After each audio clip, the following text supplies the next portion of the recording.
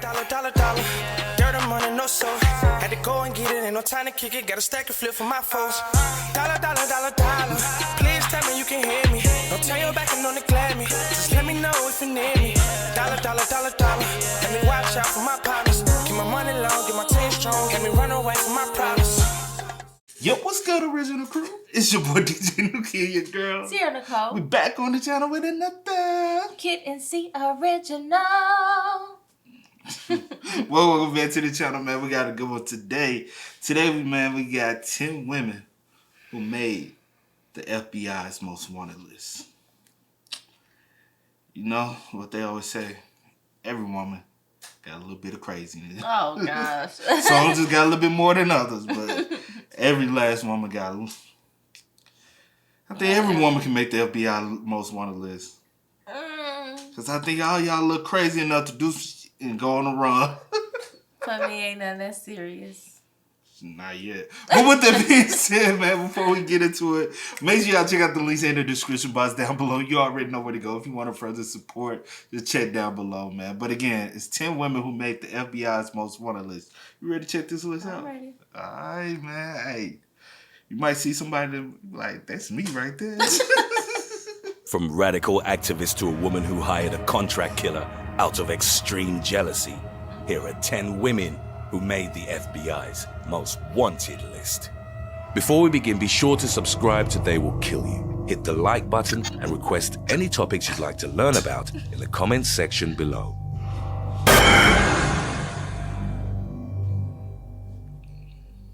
Number 10. Donna Jean Wilmot. Donna Jean Wilmot was part of the Weather Underground, a radical activist movement that used violence as a way of protesting sexism, racism, classism, and the Vietnam War. She and Claude Daniel Marks landed a double spot on the FBI's most wanted list after purchasing what they believed to be 37 pounds of explosives. Their plan was to blow up a maximum security prison in Kansas in an attempt to free Oscar Lopez, the leader of a Puerto Rican separatist organization. What they didn't know at the time was that their contact for the explosives was actually an FBI undercover agent. After discovering an FBI monitoring device in their car, Marks and Wilmot went underground along with their spouses. For years, they lived several blocks from each other in Pittsburgh under assumed identities. They lived in plain sight. Wow. Yo. That's crazy. Talking about living underground. No, not underground. They in your face. Dang. A year of negotiations with federal authorities, they both surrendered in 1994. Number 9. Bernadine Dawn. In May 1970, the Weather Underground issued a declaration of a state of war aimed at the US government. This marked the group's transition from political advocacy to violent action. The radical group followed a communist ideology and would eventually be responsible for the bombing of several New York police stations, the Pentagon, and the United States Capitol. By 1970, Bernadine Dawn was one of the group's leaders. She was placed on the FBI's most wanted list after the weathermen accidentally blew up a townhouse in New York's Greenwich Village that same year. 3 members were killed in a townhouse explosion, a location where the group was manufacturing bombs. Dawn went into hiding but was taken off the list 3 years later after it emerged that the government had been illegally gathering information on members of the Weather Underground. Number 8. She got away. Wow. Well, I never heard. Oh my gosh. Yo. Hey, That's if y'all want to crazy. arrest somebody, y'all better do y'all job correctly, bro. What you said? Quit out here trying to Trying to take a shortcut. Go ahead. She was on the FBI most wanted list. Then 3 years later, hey, y'all fucked up. Shit. And 7.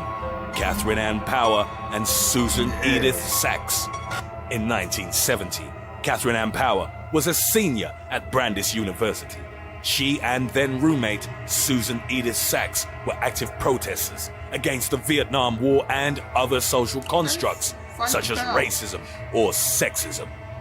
When student-led protests were no longer enough for them, they decided to take a militant stand against the system. Sachs, Power, and 3 ex-convicted felons robbed a National Guard armory and a bank in Massachusetts. They stole weapons and 400 rounds of ammunition from the armory, then set fire to the facility. 3 days later, they robbed a bank in Brighton. Power and Stanley Bond, one of the men that took part in the robberies, were romantically involved. They wanted to make away with enough money to provide firearms for the Black Panther movement. They managed to steal $26,000 in cash, but one of their accomplices shot and killed Walter Schroeder, the first responding police officer. Oh, gosh. The 3 men were apprehended shortly after the bank robbery, while Sachs and Power went on the run and were placed on the FBI's most wanted list. Sachs was arrested 5 years later in Philadelphia after a police officer recognized her from an FBI-issued photo. Power lived as Alice Louise Metzinger for 23 years. Outwardly, Metzinger was a loving wife and devoted mother. She worked as a cooking and nutrition teacher at a community college in Oregon. Even though Power had been dropped from the FBI's most wanted list in 1993, she turned herself in. Number 6. Why would you turn yourself in after you lived for so long? Maybe she probably was always dealing with that guilt. Nah, she done got old, became a grandma and said, all right, I'm finna go do my time. I mean, she wasn't even that old. 23 years. Well, she could have still became a grandma. She could have well, yeah, but I'm saying she wasn't that old. But she could have been like, let me go do my little time. You know what I'm saying? Well, there ain't no little time. There ain't no little time. Nah. It depends on what they charged her with. But she was out the epic. Baby. I don't know. That won't count. Angela Yvonne Davis. A heavily armed African-American high school student, Jonathan Jackson, took over a Marin County courtroom in 1970. He armed the African-American defendants, and afterwards they took the judge, the prosecutor, and 3 female jurors hostage. As they got out of the courtroom and into a getaway van, the police opened fire on the vehicle. Jackson, the 2 defendants from the courtroom, and the judge were all killed in the exchange. The weapons used in the kidnap murder, including the shotgun used to kill the judge, had all been purchased by Angela Yvonne Davis 2 days before the incident. According to California law, this made the former philosophy professor an accomplice equally as guilty. No! Yo! Look at me. I'm like... I gotta start studying some more history, bruh. I'm a little out of touch, man. It's been a while. Yeah, I feel you. But I didn't know this. I've never heard of this. I've never heard of this. But story I know the name is significant, but I'm saying like I knew she was wanted by the FBI, but I ain't know why. Yeah. You know what I'm saying? And I didn't know she was just a school teacher. Oh. Was put out for her arrest. Davis became a fugitive, and then FBI Director J. Edgar Hoover placed her on the FBI's most wanted list.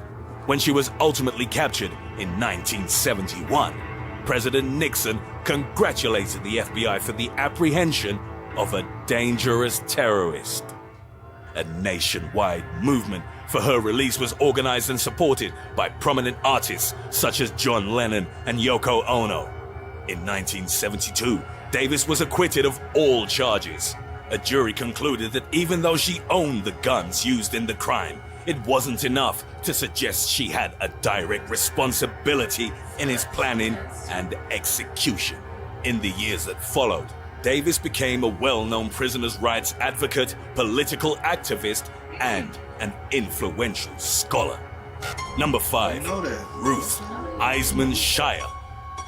On December 17th, 1968, Ruth Eisman Shire helped Gary Stephen Christ in the kidnapping of 20-year-old Barbara Jane Mackle. They took her from a motel room in Atlanta and buried her in a box about 1.5 feet underground. The kidnappers supplied food, water, an air pump, and a battery-powered lamp inside the box. Mackle's father was a millionaire land developer in Florida with personal ties to President-elect Richard Nixon. The kidnappers were paid the ransom they'd asked for, $500,000 in $20 bills. In exchange, They told the authorities where they could find Mackle. She was rescued approximately 83 hours after she'd been buried and died for dehydration, physically unharmed. Christ was arrested shortly after, but Eisman Shire managed to evade the authorities, becoming the first woman placed on the FBI's most wanted list. A few months later, she was captured after applying for a nurse position in Oklahoma. Even though she'd used the alias Donna Sue Wills, a routine applicant fingerprint check gave her away. Number 4, Shanika Minor. The argument started over loud music, only to end up in a tragic double homicide. That happens a lot. That's crazy though. Yo, roommates argue over thermostat, music, dishes. Just any little thing. Like, it be the most pettiest thing, especially in college. People would tick you off over the most pettiest. I used to get ticked off all the time. Bruh, that thermostat, I'm not sleeping hot and I ain't trying to freeze. That too. Beg to differ. Music playing too loud, too late. I'm trying to sleep. I got an exam tomorrow. You ain't washed your dishes in two weeks. Well, I didn't have that problem because I stayed with a friend and my cousin, so it was different. Tamika Perry was pregnant and around 5 days from her due date when she was fatally shot by Shanika Minor. According to the FBI, when Perry told Minor to turn down the music, the latter brandished a firearm and challenged her to a fight. Wow. Minor's mother, who was also the victim's neighbor, intervened and managed to keep the peace. The following morning, however, Minor returned to the duplex and confronted Perry once again. She fatally shot the pregnant 23-year-old in the chest and fled the scene. After being placed on the FBI's most wanted list with a $100,000 reward, her time on the run was short-lived. Minor was apprehended on July the 1st, 2016, and subsequently sentenced to 30 years in prison. This just happened though. Did it? 2016. It did. That wasn't long ago. I never heard about this. I never heard, bro. But over music, it had to have been deeper than that. It had to be was some deeper long, than that. deep. It was deeper than and that. you knew she was pregnant. She 9 months pregnant. 5 days away from her due date. And you trying to fight her. Jeez. Come on now. Number 3, Shantae L Henderson. Shantae L Henderson was already suspected of being a hardened gangster even before she shot and killed 21-year-old DeAndre Parker outside a convenience store in Kansas City, Missouri. A suspected member of the city's infamous 12th Street gang. Authorities believe that Henderson had been involved in as many as 50 gang-related shootings and possibly even 5 other murders. After she killed Parker in September 2006, Henderson kept a low profile but was arrested in her hometown of Kansas City on March 31st, 2007, the very same day she'd been placed on the FBI's most wanted list. Number 2, Marie Dean Arrington. After public defender Bob Pierce unsuccessfully defended both of Marie Dean Arrington's children, the woman sought revenge on him. When she couldn't find Pierce at his office, Arrington turned her attention on his secretary, 37-year-old Vivian Ritter. She took her hostage, shot her multiple times, then ran her over with her own car. What? At the time, Babe, what was her children on trial for? Did he Murder. say? Had to be murder. Had to be, honey. It's in the blood. It's in the blood. My goodness, who does that? The way they think, it gotta be in the blood. That is crazy. shot her multiple times, then ran her over with her own car. At the time of the murder, Arrington was already on bail, pending sentencing for the manslaughter death of her husband. She was sent to prison in Marion County, Florida in 1968. The following year, she escaped, earning a spot on the FBI's most wanted list. Arrington was eventually captured in New Orleans, working as a waitress. She was initially given the death penalty, which was overruled by the Supreme Court after it was deemed unconstitutional. Arrington was instead sentenced to life in prison, where she amassed around 61 violations over the years for battery, inciting a riot, drug possession, weapon possession, and others. She died from heart complications aged 80 in the same prison that she'd escaped from 45 years before. Wow. She ran that prison. She ran that prison. That was her prison. God. Orange is the new black. Ain't got shit My on, bro. goodness. Oh, she thugged it out. Bro, she was already on bail for murdering her husband. Manslaughter, bruh. So now I really want to know what the two sons. I really want to know. And then she got mad at you because they got found. And she couldn't find you, so she go. Maybe they had some evidence, some real evidence. My goodness. God. Oh my goodness. Number 1, Brenda Delgado. After dating for 2 years, Dallas dermatologist Ricardo Paniagua and Brenda Delgado, a dental hygienist student, ended their relationship. Paniagua then started seeing pediatric dentist Kendra Hatcher, which didn't sit well with Delgado. After learning that Paniagua flew his new girlfriend to San Francisco to meet his parents, Delgado's jealousy hit boiling point. That's when she started to plan Hatcher's murder. Delgado reportedly hired hitman Christopher Love and getaway driver Crystal Cortez, to whom she'd promised drugs and money. In September 2015, Hatcher was found dead in the parking garage of her upscale Dallas apartment complex.